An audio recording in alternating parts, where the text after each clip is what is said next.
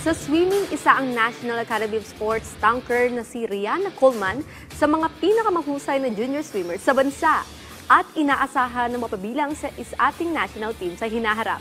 Pero ngayong taon, saan nga ba lalangoy ang 15-year-old tanker para muling makasungkit ng medalya at dagdagan ng kanyang decorated junior swimming career?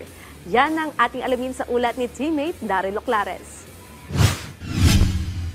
Kung pag-uusapan ng mga racing stars sa larangan ng swimming, hindi maaaring hindi mabanggit ang pangalan ng National Academy of Sports tanker na si Rihanna Coleman. Sa edad na 15, hindi na mabilang ang medalyang nasungkit ni Coleman sa mga local at international competitions. Sa katunayan, kamakailan lamang nang humakot si Coleman ng 5 ginto at 1 pilak na medalya sa Asia Open Schools Invitational Aquatics Championship 2025 na ganap sa Bangkok, Thailand nito lamang Pebrero. Sa panayam ng PTV Sports kay Coleman, inilatag niya ang ilang swimming events na pinaghahandaan niya ngayong taon.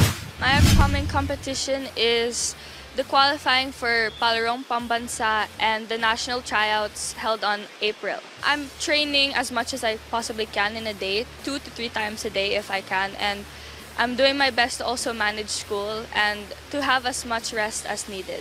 Ngayong nalalapit na rin siyang magtapos sa junior high school, ibinahagi rin ni Coleman ang kanyang plano para ipagpatuloy ang kanyang pag-aaral at mas pag-usayin pa ang kanyang swimming skills. Actually, I'm planning, I think grade 11, to move to the States and go to Texas, where Michael Phelps coaches.